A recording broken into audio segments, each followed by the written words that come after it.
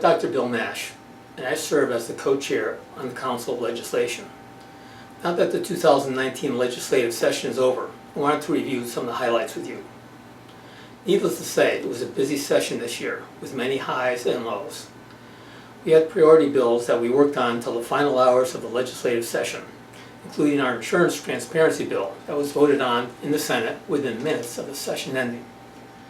There were several bills that passed the session that impact dentistry and your practice. One of the biggest issues we worked on this session was dental therapy legislation. Legislation passed. However, it is pretty restrictive and is a pretty expensive education. Dental therapists must be a dental hygienist, must work under a collaborative agreement with a dentist, must complete 1,000 hours of clinical training under direct supervision of a dentist prior to entering into that collaborative agreement, and is limited to practice in public health settings only.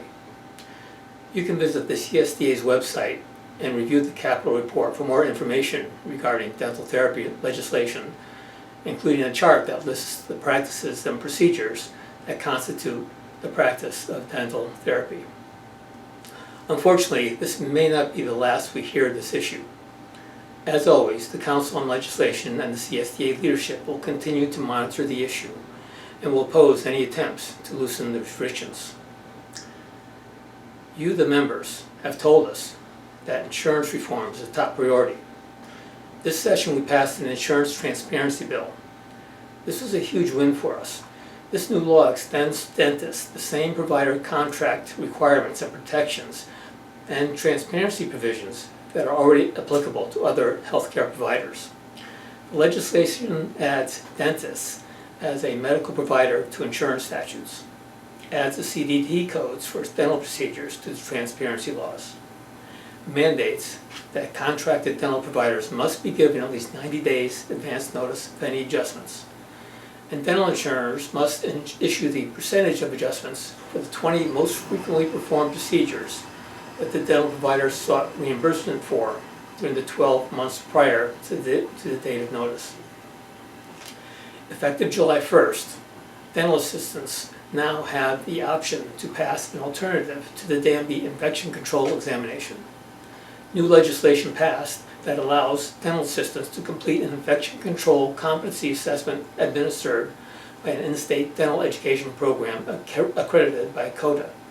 The legislation also extends the maximum on-the-job training period to pass the DAMB examination or the infection control competency assessment to 15 months. Also new this year is legislation which allows dentists and dental hygienists to substitute 8 hours of volunteer practice at temporary dental clinics, such as the Connecticut Mission of Mercy, for 1 hour of continuing education credit, up to a maximum of 10 hours for dentists and 5 hours for dental hygienists, over a 2-year period.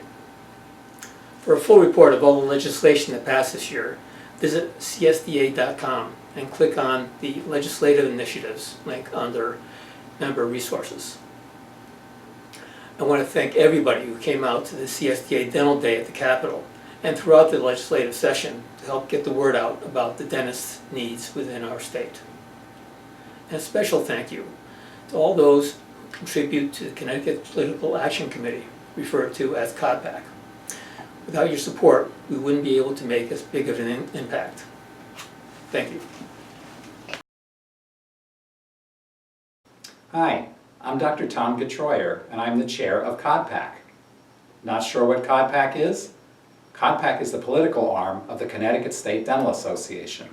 It is a group of CSDA members who support pro-dentistry legislators and candidates and protect dentistry's interests in Connecticut.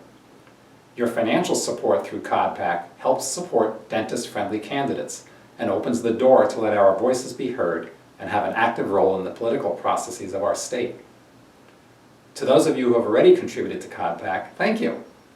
Thank you for showing our legislators that the CSDA is the place to go for all things related to oral health in our state. If you are not already a CODPAC contributor, I would like to personally ask you to consider becoming one. It takes a united front to protect our patients, our practices, and our profession. Join us for being your voice for oral health care at the Capitol.